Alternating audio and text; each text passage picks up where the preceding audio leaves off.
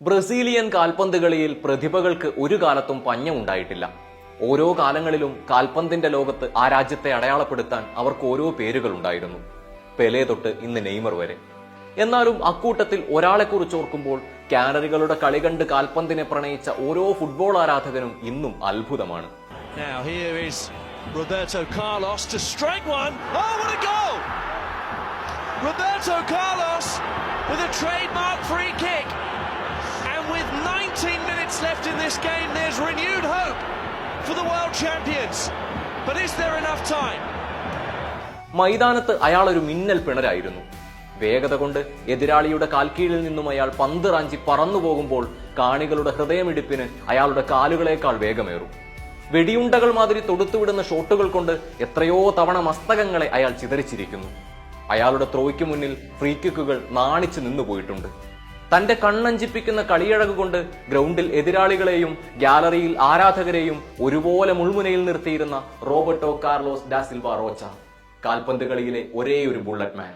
Torricelli, Roberto, gol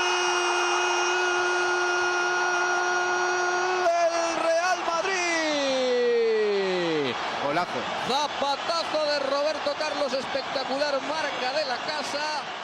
വല തുളഞ്ഞു പോകുന്ന ഷോട്ടെന്ന് അതിശയോക്തി കലർത്താതെ പറയാം.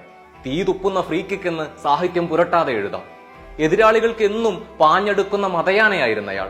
അയാൾ ഖത്തറിൽ തന്റെ രാജ്യത്തിന്റെ കളി കാണാൻ വന്നിരിക്കുമ്പോൾ ഇടയ്ക്കൊക്കെ അയാളുടെ മുഖത്തേക്ക് ക്യാമറ എത്തി നോക്കുമ്പോൾ കാൽപന്തിനെ ജീവശ്വാസമായി പ്രണയിക്കുന്ന ലോകത്തിന്റെ നാനാ കോണുകളിൽ കിടക്കുന്ന മനുഷ്യരുടെ ഓർമ്മകളിലേക്ക് കാൽപന്തിന്റെ നിറമങ്ങാത്തൊരു സുന്ദര ഭൂതകാലം ഇരച്ചെത്തിയിട്ടുണ്ടാകും. അയാളെ ഫുട്ബോൾ പ്രേമികൾക്ക് പ്രിയങ്കരനാക്കിയത് 1998 ലോകകപ്പിന് മുന്നോടിയായി നടന്ന ബ്രസീൽ ഫ്രാൻസ് മത്സരത്തിലെ ആ ഫ്രീ കിക്കാണ്. ബനാന കിക്ക് എന്ന് പിന്നീട് ലോകം വാഴ്ത്തിപ്പാടിയ ഫ്രീ കിക്ക്. പോസ്റ്റിൽ നിന്നും 35 മീറ്റർ അകലെ നിന്ന് ലഭിച്ച ഫ്രീ കിക്ക് ഗോൾ പോസ്റ്റിലേക്ക് ലക്ഷ്യം വെക്കുമെന്ന് സാമാന്യബോധമുള്ളവരൊന്നും അന്ന് കരുതിയിരുന്നില്ല. കിക്കെടുക്കാൻ നിയുക്തനായ റോബർട്ടോ കാർലോസ് പക്ഷെ എല്ലാം കണക്കുകൂട്ടിയിരുന്നു. അയാൾ പതിവിനും കൂടുതൽ പുറകോട്ട് നടന്നു. മുന്നിൽ ഫ്രാൻസിന്റെ താരങ്ങൾ തീർത്ത വൻമതിലുണ്ട്. അതിനപ്പുറം കഴുകനെ പോലെ കാത്തിരിക്കുന്ന ഫാബിയസ് ബർത്തേസ് എന്ന മികവുറ്റ ഗോൾ കീപ്പറുണ്ട്. ബർത്തേസ് സഹതാരങ്ങൾക്ക് നിർദ്ദേശം നൽകി എല്ലാ പഴുതുകളും അടച്ചിട്ടുമുണ്ട്. റോബർട്ടോ കാർലോസ് എന്ന 24-കാരൻ പക്ഷേ ശാന്തനായിരുന്നു. അയാൾ റൺ ചെയ്തു തുടങ്ങി. കലിയിളകിയ ഒരു മതയാനയെ പോലെ കുതിച്ച് ഇടം കാലുകൊണ്ടൊരു കിക്ക്. ഫ്രഞ്ച് മതിലിന്റെ വശം ചേർന്ന് പറന്ന പന്ത് പുറത്തേക്ക് പോകുമെന്ന് എല്ലാവരും കരുതി. ഗോൾ പാഴായെന്ന ആശ്വാസം ബർത്തേസിനും അന്നുണ്ടായി കാണണം. നിരാശരായ ബ്രസീൽ ആരാധകർ ഗാലറിയിൽ മുഖം താഴ്ത്തിയിരുന്നു. പെട്ടെന്നൊരാരവം ഗാലറിയെ ഇളക്കി മറിച്ചു.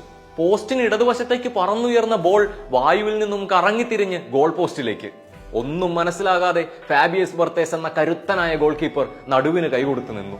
സ്റ്റേഡിയം ഇളകി മറിഞ്ഞു.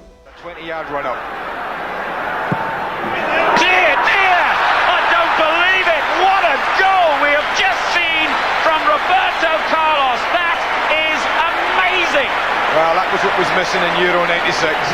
That is quite incredible. Roberto Carlos ഒരിക്കലും ഒരു നദിയായിരുന്നില്ല. അത് അരുമയോടെ ഒഴുകിയിട്ടേയില്ല.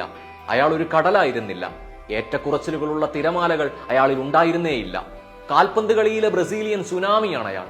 നിങ്ങൾ ആഗ്രഹിച്ചാലും ഇല്ലെങ്കിലും നിങ്ങൾക്കതിനെ നെഞ്ചിൽ പേറേണ്ടി വരും. ഒറ്റയ്ക്ക് ദുരന്തം വിതയ്ക്കാൻ കെൽപ്പുള്ള വിനാശകാരിയായ ഫുട്ബോളർ. ഒരു കരുണയും അയാൾ കാണിച്ചിട്ടില്ല. ഒരു ഗുഡ് സർട്ടിഫിക്കറ്റിന് വേണ്ടിയും മാന്യത അഭിനയിച്ചിട്ടില്ല. അയാളുടെ കാൽപന്ത് കളി കണ്ട് കവിത എഴുതാൻ ആർക്കും കഴിയുമായിരുന്നില്ല. കാരണം കളിക്കളത്തിൽ അയാൾ തെല്ലും മയമില്ലാതെ ഇടിച്ചുകുത്തി പെയ്യുമ്പോൾ ശത്രുവിനും മിത്രത്തിനും തരിച്ചിരിക്കാനേ കഴിഞ്ഞിട്ടുള്ളൂ. കളിക്കളത്തിൽ ആർക്കും പിടികൊടുക്കാതെ നാശം വിതയ്ക്കുന്ന കൊടുങ്കാറ്റായിരുന്നു അയാൾ. അടിച്ചതിനേക്കാളേറെ അടിപ്പിച്ച ചരിത്രമുണ്ട് റോബർട്ടോയ്ക്ക്.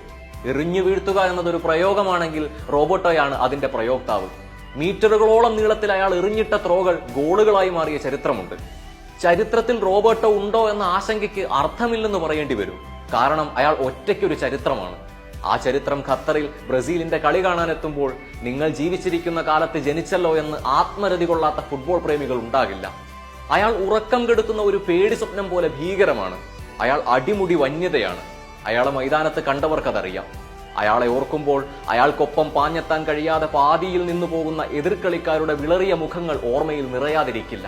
എത്രയോടിയാലും കിട്ടില്ലെന്ന് ഉറപ്പിച്ചിരുന്ന പന്തുകൾ വാരകൾ അകലെ നിന്നൊരു പരുന്തിനെ പോലെ പറന്നെത്തി കാലിലിറുക്കി പാസ് ചെയ്തു മടങ്ങുന്ന അയാളുടെ രൂപത്തെ കാൽപന്തിനെ സ്നേഹിക്കുന്നവർ എങ്ങനെ മറക്കാനാണ്?